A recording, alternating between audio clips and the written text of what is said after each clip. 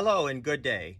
I am Mr. J with MrJRelationshipCoach.com, and I'm here to give you your weekly dose of vitamin J. Today, I wanted to give you 4 techniques to calm a heated discussion or argument. So we all argue, whether it's with our children, our parents, our spouse, even our boss, our neighbors, etc.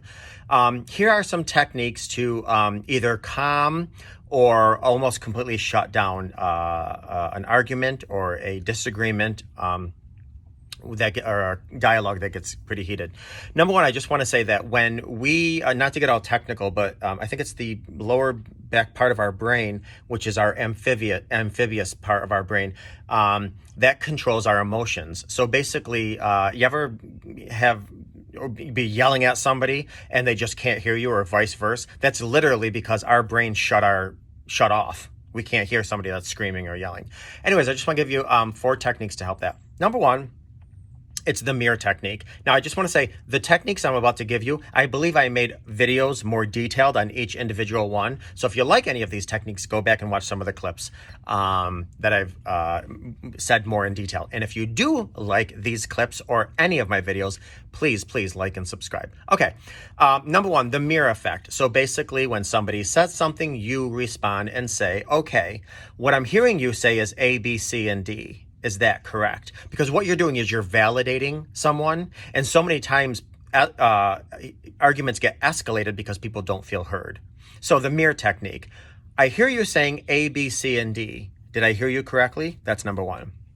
Number two, it's the when you, I feel, I'd prefer technique. So basically, when you, ABC, I feel ABC, I'd prefer ABC. When you, give me a dirty look. I feel insignificant. I'd prefer you talk to me instead.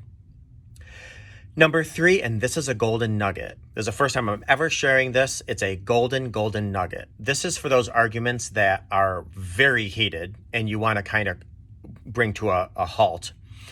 When somebody is yelling or screaming or saying something mean to you, if you simply respond with the word, ouch, there is a 90% chance that is going to stop the yelling, the screaming, the argument right there.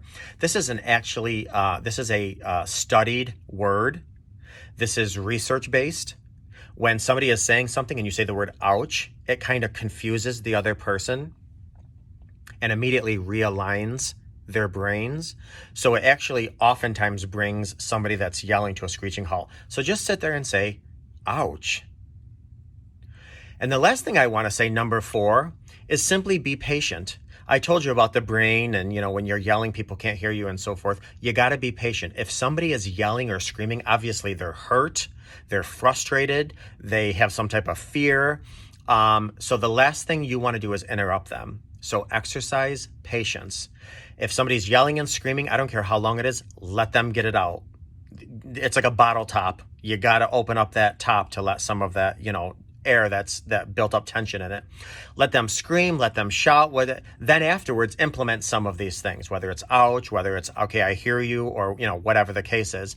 But to interrupt somebody in the middle of their getting something out is really just going to escalate tensions even more. So the mirror effect, the tip and technique of when you, I feel, I'd prefer. It's also the ouch word. And last but not least, it's exercising patience. Don't interrupt people when they're talking, when they're yelling, when they're screaming. Let them scream it out. Let them talk it out. Let them get it out. So those are the 4 techniques for this week's Vitamin J. I hope you got something out of it. I hope you have a wonderful week. And until next week, take care of yourself and others.